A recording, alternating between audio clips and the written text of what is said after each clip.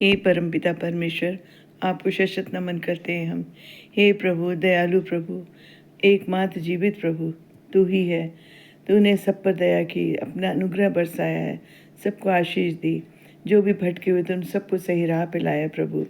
और उसी से संबंधित यीशु और सामरी स्त्री का दृष्टांत है, जहाँ की प्रभु ने जीवन का जल क्या होता है उसे समझाया है।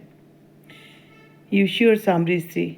फिर जब प्रभु को मालूम हुआ कि फरीसियों ने सुना है कि यीशु उन्हें से अधिक चेले बनाता और उन्हें बपतिस्मा देता है, यद्यपि यीशु स्वयं नहीं वरन उनके चेले बपतिस्मा देते थे, तब वह यहूदिया को छोड़कर फिर गलील को चला और उसको सामरिया से होकर जाना अवश्य था। इसलिए वह सुखार नामक सामरिया के एक नगर तक आया, जो उस भूमि के पास है जिसे याकूब ने अपने पुत्र यूसुफ को दिया था, और याकूब का कुआं भी वहीं था। अतः यीशु मार कर थका हुआ उस कुएं पर यूं ही बैठ गया। यह बात 6 घंटे के लगभग हुई। इतने में एक सामरी स्त्री जल भरने आई। यीशु ने उससे कहा, मुझे पानी पिला, क्योंकि उसके चेले तो नगर में भोजन मोल लेने को गए थे। उस सामरी स्त्री ने उससे कहा, तू यहूदी होकर मुझ सामरी स्त्री से पानी क्यों मांगता है? क्योंकि यहूदी सामरियों के साथ किसी प्रकार व्यवहार नहीं रखते थे। यीशु ने उत्तर दिया, यदि तू परमेश्वर के वरदान को जानती और यह भी जानती कि वह कौन है जो तुझसे कहता है कि मुझे पानी पिला, तो तू उससे मांगती और वह तो जीवन जल देता, जीवन का जल देता। उस स्त्री ने उससे कहा, हे प्रभु, पास जल भरने को तो कुछ है भी नहीं है, कुआं गहरा है, तो फिर जीवन का जल यहाँ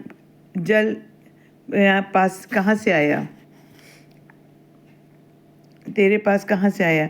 क्या तू हमारे पिता याकूब से बड़ा है, जिसने हमें यह कुआं दिया, और आप ही अपनी संतान और अपने पशुओं समेत इसमें से पिया? यीशु ने उसको उत्तर दिया, जो कोई यह जल पिएगा वह फिर प्यासा होगा, परंतु जो कोई इस जल में से पिएगा जो मैं उसे दूंगा, वह फिर अनंत काल तक प्यासा न होगा, वरन जो जल मैं उसे दूंगा वह उसमें एक सोता बन जाएगा, जो अनंत जीवन के लिए उमड़ता रहेगा। बहुत ही गूढ़ अर्थ है इसका, ध्यान से समझें इस चीज़ को। यीशु कहते हैं, जो कोई यह जल पिएगा वह फिर प्यासा होगा, परंतु जो कोई इस जल में से पिएगा जो मैं उसे दूंगा, वह फिर अनंत काल तक प्यासा न होगा, वरन जो जल मैं उसे दूंगा वह उसमें एक सोता बन जाएगा, जो अनंत जीवन के लिए उमड़ता रहेगा। स्त्री ने उससे कहा, हे प्रभु, वह जल मुझे दे ताकि मैं प्यासा न होऊं और न जल भरने को इतनी दूर आऊं। यीशु ने उससे कहा, जा अपने पति को यहाँ बुला ला। स्त्री ने उत्तर दिया, मैं बिना पति की हूँ। यीशु ने उससे कहा, तू ठीक कहती है, मैं बिना पति की हूँ, क्योंकि तू 5 पति कर चुकी हो, जिसके पास तू अब है वह भी तेरा पति नहीं। यह तूने सच ही कहा है। स्त्री ने उससे कहा, हे प्रभु, मुझे लगता है कि तू भविष्यवक्ता है। हमारे बाप दादों ने इसी पहाड़ पर आराधना की, और तुम कहते हो कि वह जगह कहाँ आराधना करनी चाहिए? जहाँ आराधना करनी चाहिए वह यरूशलेम में है। यीशु ने उससे कहा, हे नारी, मेरी बात का विश्वास कर कि वह समय आता है कि तुम न तो इस पहाड़ पर पिता की आराधना करोगे, न यरूशलेम में। तुम जिसे नहीं जानते उसकी आराधना करते हो, और हम जिसे जानते हैं उसकी आराधना करते हैं, क्योंकि उद्धार यहूदियों में से है। परंतु वह समय आता है, वह अब भी है, जिसमें सच्चे भक्त पिता की आराधना आत्मा और सच्चाई से करेंगे, क्योंकि पिता अपने लिए ऐसे ही आराधकों को ढूंढता है। परमेश्वर आत्मा है, और अवश्य है कि उसकी आराधना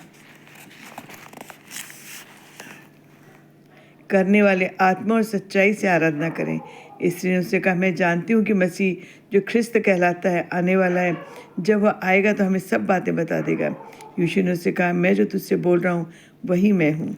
धन्यवाद प्रभु, धन्यवाद प्रभु। हम कितने नादान हैं, आपकी बातों को नहीं समझ पाते हैं प्रभु।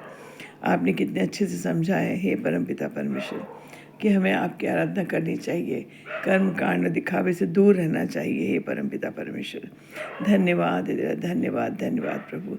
हमें हर चीज़ देने के लिए धन्यवाद देती हूँ प्रभु। हमें सही राह दिखाने के लिए धन्यवाद देती हूँ प्रभु। हमारी गलतियों को क्षमा करके तूने हमें अपनाया प्रभु। तेरा लाख लाख शुक्रिया है प्रभु। Hallelujah hallelujah hallelujah hallelujah. धन्यवाद धन्यवाद धन्यवाद।